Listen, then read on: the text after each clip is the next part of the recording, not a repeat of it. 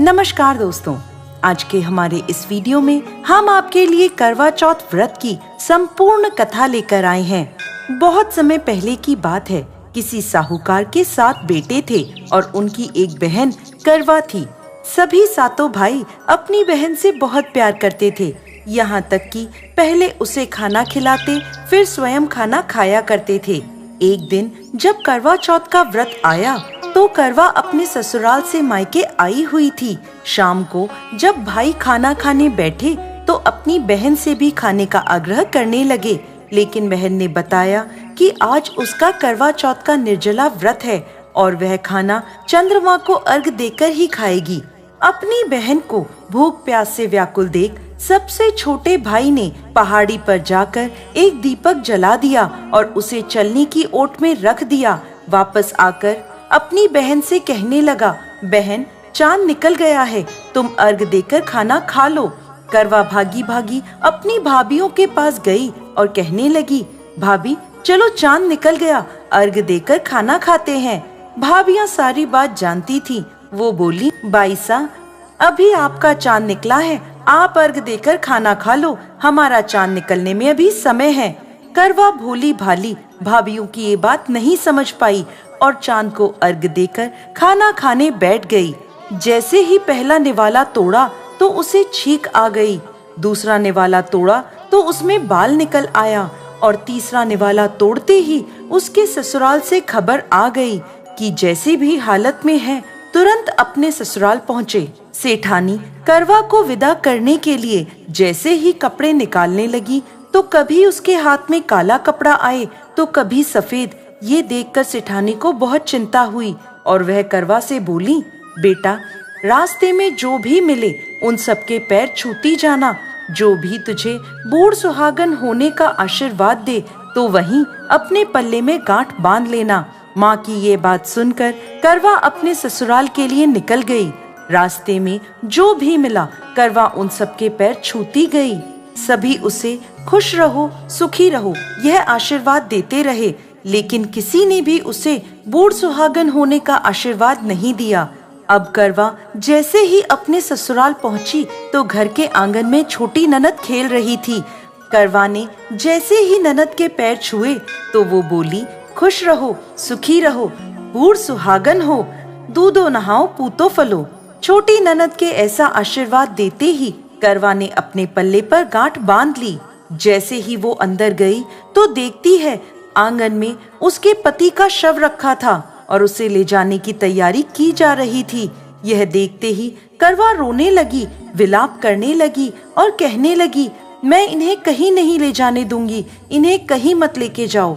जब कोई भी उसकी बात नहीं माना तो वो बोली, मैं भी इनके साथ चलूंगी। सभी ने विचार किया कि साथ में ले चलते हैं इसको। सभी के साथ करवा शमशान घाट पहुंच गई। जब पति के अंतिम संस्कार का समय हुआ तो वह बोली, मैं इन्हें नहीं जलाने दूंगी। सब कहने लगे, पहले तो अपने पति को खा गई, अब उसकी मिट्टी भी खराब कर रही है, लेकिन करवा ने किसी की एक ना सुनी। सभी लोगों ने आपस में विचार विमर्श किया और उसको शमशान में ही एक झोपड़ी डलवा दी। उस झोपड़ी में करवा अपने पति को लेकर रहने लगी। अब करवा सुबह शाम अपने पति की साफ सफाई करती और उसके पास बैठी रहती थी।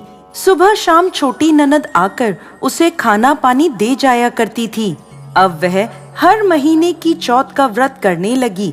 व्रत करती, चंद्रमा को अर्घ देती और जब पूजा करने बैठती तो चौथ माता प्रकट होकर कहती, करवो ले, घड़ी बुखारी करवो ले, भाइयों की प्यारी करवो ले। तो करवा उनसे अपना सुहाग मांगने लगती। हर महीने की चौथ माता उससे कहती, तेरा सुहाग हमने नहीं, सबसे बड़ी चौथ माता ने लिया है, उनसे अपना सुहाग मांगना। ऐसे करते करते अश्विन की चौथ आई तो करवा उनसे कहने लगी, माता मैं 12 महीने से यहाँ बैठी चौथ का व्रत कर रही हूँ, अब तो मुझे मेरा सुहाग वापस लौटा दें। तब अश्विन की चौथ माता करवा से कहने लगी, तेरा सुहाग हम नहीं लौटा सकते, तुझसे बड़ी कार्तिक की चौथ माता नाराज हैं, यदि तू अपने पति के प्राण वापस चाहती है तो उनके पैर पकड़ लेना और उनके पैर छोड़ना मत। 16 श्रृंगार का सारा सामान तैयार रखना। ऐसा कहकर चौथ माता अंतर्ध्यान हो गईं। जब कार्तिक की बड़ी चौथ आई तो करवा ने अपनी छोटी ननद से 16 श्रृंगार का सुहाग का सारा सामान मंगवाया। जब ननद ने जाकर माँ को यह बात बताई तो सास बोली, पागल हो गई है, जो मांगती है दे आओ। छोटी ननद सुहाग का सारा सामान लाकर करवा को दे देती है। अब वह करवा चौथ का व्रत रखती है, चंद्रमा को अर्घ देती है और जैसे ही जोत करी तो चौथ माता उसके सामने प्रकट हुई और कहने लगी, करवो ले, घनी बुखारी करवो ले, 7 भाइयों की प्यारी करवो ले, दिन में चांद उगाने वाली करवो ले। तब उसने उनके पैर पकड़ लिए और बोली, माँ मेरा सुहाग मुझे वापस लौटाओ। ये सुन चौथ माता बोली, अरे तू तो बहुत भूखी है, 7 भाइयों की प्यारी है, तुझे सुहाग का क्या काम। तो करवा कहने लगी, नहीं माता, मुझसे बहुत बड़ा पाप हो गया, मेरे सुहाग को मुझे वापस लौटा दो माता। मैं आपके पैर तब तक नहीं छोड़ूंगी जब तक आप मेरा सुहाग मुझे वापस नहीं लौटाती। यह सुनकर चौथ माता ने करवा से एक एक कर सुहाग का सारा सामान मांगा और करवा उन्हें सारा सुहाग का सामान एक एक कर देती गई। तब चौथ माता उससे कहने लगी, तुझे जरूर व्रत करने की सारी विधि सब बात कोई समझा के गया है। तो करवा कहने लगी, माता मुझे तो हालात ने सब कुछ समझा दिया है, आप बस मेरा सुहाग मुझे वापस लौटा दें। तब चौथ माता ने अपनी आँखों से काजल निकाला, उंगलियों से मेहंदी और मांग से सिंदूर निकालकर उसे करवे में घोल दिया और उस जल से उसके पति को छींटा लगाया। छींटा लगते ही उसका पति जीवित हो गया। जाते जाते चौथ माता उसकी झोपड़ी पर लात मार गई, जिससे उसकी झोपड़ी महल में बदल गई। करवा के सब सुख आनंद हो गया। शाम को जब छोटी ननद भाभी के लिए खाना लेकर आई तो देखती है कि भाभी की झोपड़ी तो कहीं है ही नहीं, उसकी जगह एक बड़ा सा महल खड़ा है।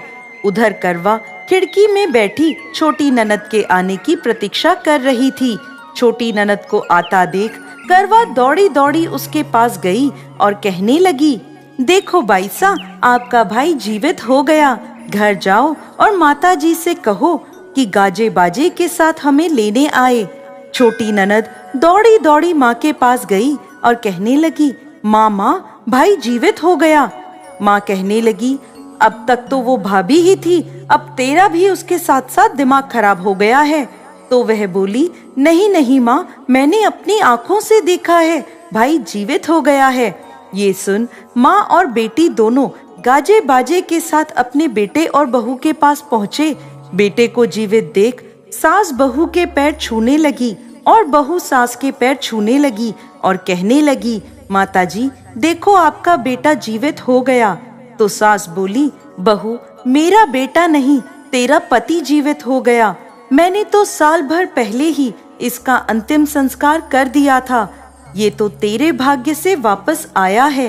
हे चौथ माता, जैसी पहले साहूकार की बेटी के साथ करी वैसी किसी के साथ मत करना, और बाद में जैसे करवा के पति को लंबी आयु दी वैसे ही इस कथा को कहने वाले, सुनने वाले और हुंकारा भरने वाले सब पर कृपा करना। जय चौथ माता।